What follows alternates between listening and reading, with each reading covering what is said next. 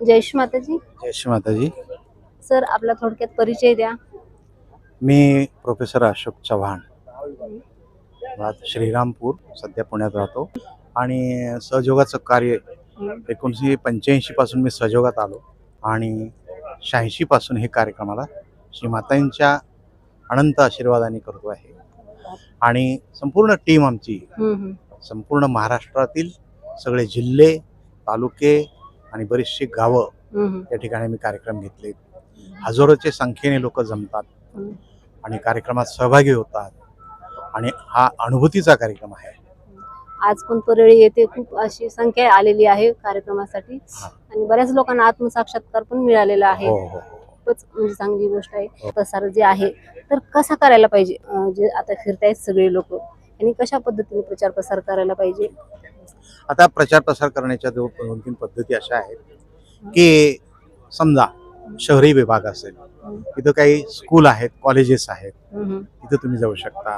काही बँक आहेत, तिथले मॅनेजरना भेटा. तिथे काही पदाधिकारी असतील, डिपार्टमेंट, पोलीस डिपार्टमेंट असेल, तर त्यांनाही तुम्ही जागृती देऊ शकता, सहयोग सांगू शकता. किंवा टोटली एखाद्या एक सभागृहामध्ये तुम्ही कार्यक्रम ठेवू शकता, सगळ्यांना निमंत्रित करू शकता.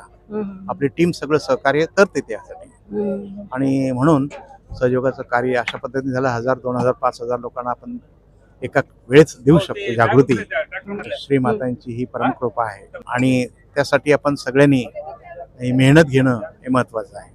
आणि दररोज नेहमी ध्यान असलं पाहिजे. त्यांचं ध्यान असेल त्यांना सहयोगाचं ज्ञान मिळतं. ध्यान नसेल तर ज्ञान नसेल. ध्यानाची गरज आहे. एकदा आत्मसाक्षात्कार मिळाला की रेग्युलर ध्यान सकाळी संध्याकाळी 10 ते 20 मिनिटाचं करायचं आहे. आणि ज्या ठिकाणी केंद्र असतं, सहजयोग ध्यान केंद्र आठवड्यातनं 1 दिवस असतं, 1 तासभर असतं. जिथं उपलब्ध असते तिथं जायचं, कलेक्टिव्हिटीमध्ये राहायचं आणि आपल्याला अधिक त्याचं चैतन्य प्राप्त होतं. जसं आता हे नवीन साधकांना आत्मसाक्षात्कार मिळालेला आहे, तर हे साधक कसे टिकून ठेवायचे पुढं, त्याच्यासाठी काय करायला पाहिजे आणि त्याचे फॉलोअप कसे झाले पाहिजे पुढं? आता हा कार्यक्रम झाला आज, आता 3 दिवस म्हणजे सोमवार, मंगळवार, बुधवार 3 दिवस त्यांना आपण बोलवलेलं आहे. तर त्यापैकी जेवढे येतील, समजा आता 2000 लोक आहेत, कदाचित सगळे येणार नाहीत, 500 येतील, 200 येतील, जे काही येतील ते. तर त्यांना त्यांच्या शंकांचं निरसन करायचं आहे आणि सोप्या पद्धतीने आपल्याला सांगायचं की ध्यान कसं करायचं आहे. तर ध्यानामध्ये आपण निर्विचारता कशी प्राप्त करायची आहे, निर्विचारतेतून आपल्याला जो आनंद मिळतो तो कसा घ्यायचा आहे, हे सगळं सांगायचं आहे. आणि एकदा निर्विचारता मिळाली की निर्विकल्प समाधीमध्ये आपण जाऊ शकतो आणि परमेश्वराच्या सानिध्यात आपण चैतन्याचा अनुभव घेऊ शकतो. परमेश्वराकडे मग ते प्रश्न तर सॉल्व्ह व्हायला पाहिजे, मग होत नाही. मग 2 गोष्टी संभवतात. एक तर आपली भक्ती खोटी आहे किंवा परमेश्वर खोटा आहे. भक्ती खोटी नाही आहे, कारण जे काय करतो तो मनापासूनच करता ना ताई. सगळे उपवास मनापासून करताय ना.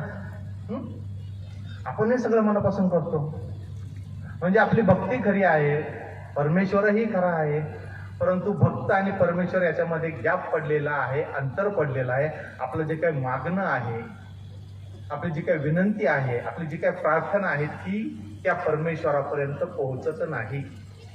परंतु आज तुम्हाला खात्रीने सांगतो की आज आपलं मागणं, आपलं म्हणणं, आपली विनंती त्या परमेश्वरापर्यंत पोहोचलेली आहे, पोहोचणार आहे.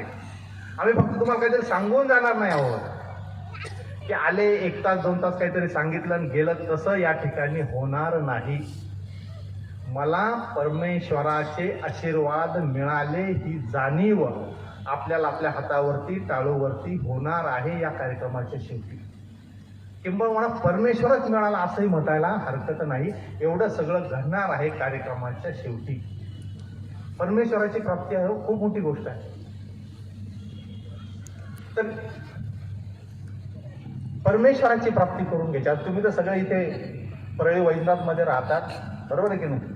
तुम्हाला सगळ्यांना वेगळं सांगायची काय आवश्यक नाही. हे जे शिव आहे, शिवतत्व आहे, ते शिवतत्व आज जागृत होणार आहे.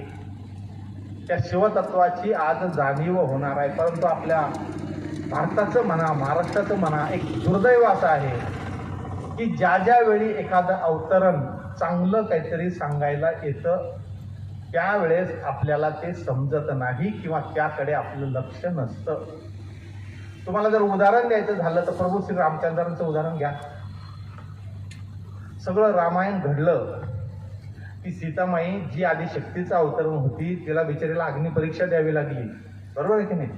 जी पार्वतीचं अवतरण तिलाही अग्निपरीक्षा द्यावी लागली आणि नंतर मग आपल्याला कळलं की हे विष्णूचे अवतरण होते, मग आपण त्यांची पूजा करायला लागलो.